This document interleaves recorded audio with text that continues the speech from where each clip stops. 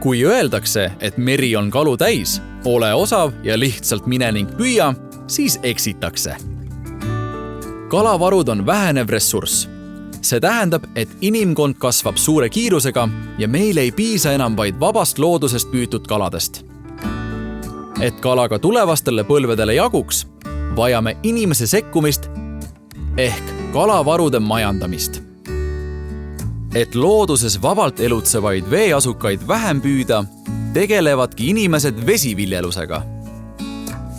Viljelus. See kõlab nagu millegi harrastamine või kasvatamine. Vesiviljelus. Kas see on millegi kasvatamine vees?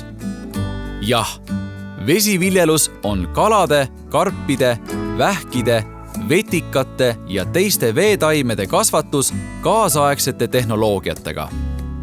See tähendab otseselt millegi või kellegi vees kasvatamist. Vesiviljelus on kõikjal maailmas üha olulisem tootmisharu. Kui soovime, et looduslikest veekogudest püütavat kala jätkuks ka meie lastelastele, on tark seda kalale soodsates tingimustes kasvatada. Eestis tegutseb 20 suuremat kalakasvandust ja ligi 10 jõevähikasvandust. Kala kasvatatakse aastas 1000 tonni ning jõevähki umbes 600 kilogrammi.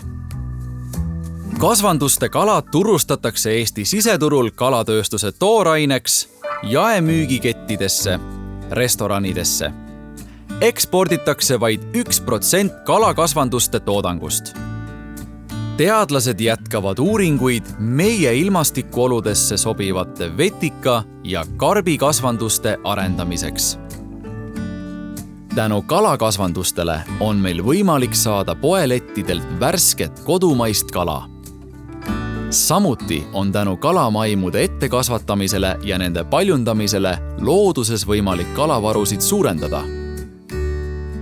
Olenevalt tingimustest kasvatatakse erinevaid kalaliike. Norras näiteks on avavee kasvandustes suurim osakaal lõhel. See on tingitud just külmast veest, mille lembesed lõhilased on. Seevastu soojade vetega Aasia maades kasvatatakse palju karpkalalisi. Eestis on erinevaid kalakasvandusi, kus kasvatatakse erinevaid kalaliike. Üks liik siiski domineerib. Kas sa aimad, mis kalaliiki Eesti kalakasvandustes kõige enam kohtab? Kalakasvandustes kasvatatakse meil enim vikerforelli.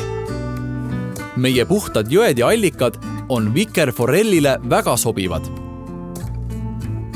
Aga kuidas kala üldse kalakasvandusse saab?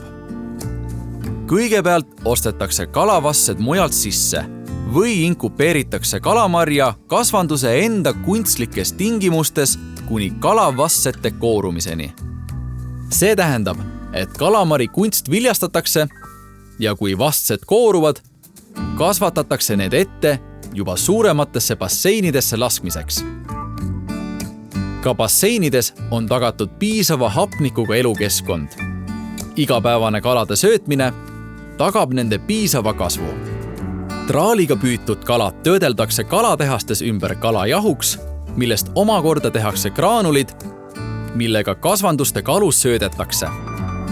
Kui kalakasvanduse kalad on kasvanud piisavalt suureks, püütakse nad kinni ja väärindatakse. Kuid kas sa tead, kus saab kalakasvatust õppida? Kas Eesti Maaülikoolis, Tartu Ülikoolis, Tallinna Tehnikaülikoolis või Järvamaa Kutsehariduskeskuses?